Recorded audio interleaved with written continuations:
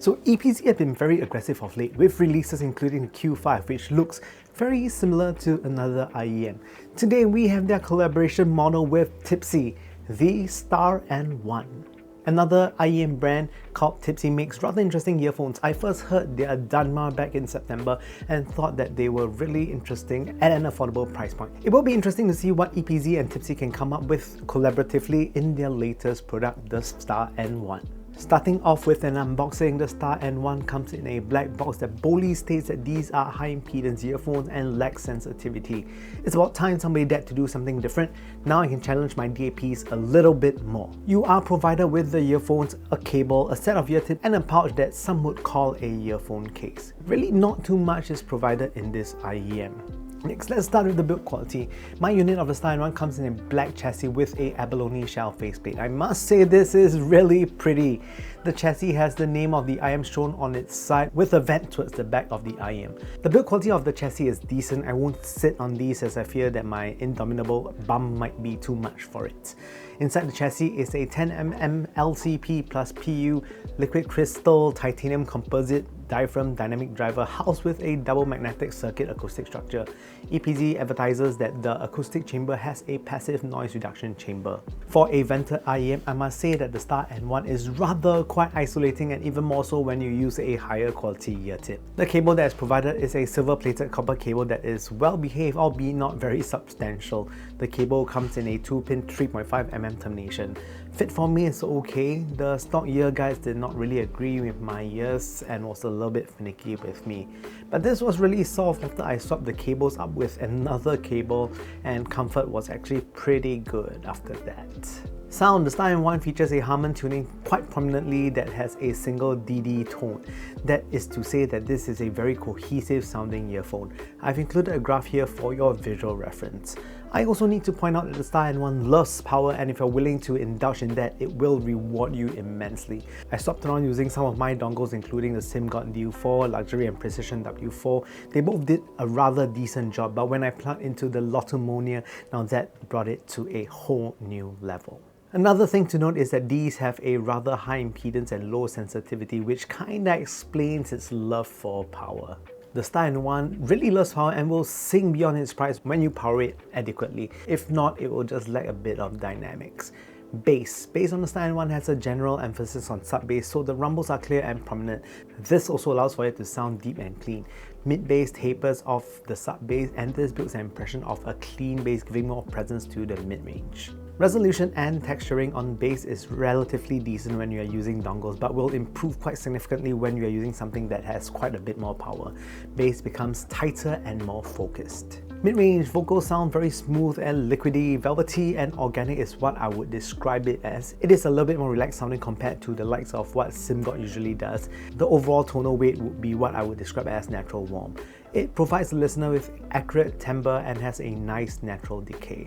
Female vocals sound particularly sweet and focused, but not as focused as other recently released models. I found the overall details to be good for the price that they are asking on these. Male vocals again lends the same organic and large character, but they just tend to hint a bit more recessed by comparison. Instruments here sound very natural, and the sense of realism is great on the Star N1. I do find that its rather technical nature makes it competitive against the competition. Treble extension is decent. It isn't the most airy of IEMs, but against the competition it is adequate. Its smooth nature does not lend for tracks to sound sibilant. This is certainly not a treble splashy sounding IEM and is very well controlled. Talking about soundstage, width and height, I found that the soundstage on the Star N1 to be really wide for its price point, which is great, and height to be good. Depth and positioning, depth again is good and even better when you amp it properly. It gives a very deep perception of depth. Positioning is also very good without it being artificial. And next up, some comparison. So firstly, against the recent release Simgot EA500LM. So recently Simgot released a banger that is the EA500LM, and it simply outclasses a lot of IEMs in its price range. It too has a natural warm signature that is rather similar to the Star N1. I found that the Simgot to be a little bit more focused and forward by comparison. The Star N1 is a little bit more laid back when it comes to the upper mids. Important thing to note is that both of these earphones are really technically competent. Technicalities, the Simgot, if you really want to compare, does come out slightly ahead by just by a hair. But comparing the packaging of the Simgot versus the Star-in-1, I think the Simgot offers quite a bit more than the Star-in-1. So next up versus the Tangzu Dufu. So the Dufu wins on accessories as they provide two sets of ear tips, the Sunshine and the Diviners. The Diviners are simply amazing and they actually cost quite a bit, so making them quite worthwhile with the Dufu. Resolution wise, the Star-in-1 is superior as it is able to render micro details better in a refined manner. The Dufu on the other hand is a little blurry by comparison. In terms of staging, it is actually better on the Star-in-1 as well. Now, before I conclude today's video, let's just talk about some things that I like about the Star-in-1. Firstly, I think that the faceplate is absolutely gorgeous and it contrasts well with the simple black faceplate. I'm a big fan of abalone, mother of pearl, that sort of thing, so to see such a large slab of it really makes me happy. In terms of sound, I like how the single DD here renders tone. It delivers a gorgeous tone but demands a powerful dongle or DAP before rewarding you with excellent sound quality.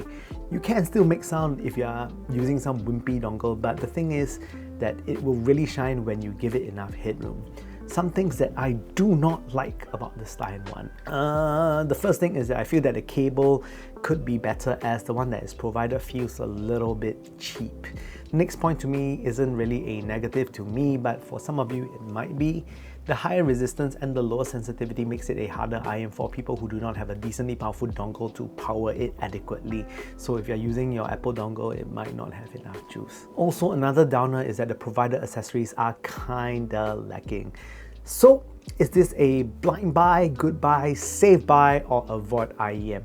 I would say that the Star-in-1 is a good buy overall. Just bear in mind that if you get it, do yourself a favor and get yourself a powerful dongle like the CDA M1P if you're on the cheap, or the luxury and precision W4 if you are feeling rich, or even better, use a DAP. If you have a DAP, the Star-in-1 will simply sing. Once again, thank you so much for watching. Do note that the Supercharged Super Audio Show is doing a giveaway. You do not have to subscribe to participate in this giveaway, but if you do, you are a fantastic and lovely person and I really appreciate it. The link to the giveaway is right here down below. It closes, I think, on this Sunday. Thanks again for watching. If you like the content so far, please press the like and subscribe button as it will help me out a large bunch. With that said, I hope to see you guys soon.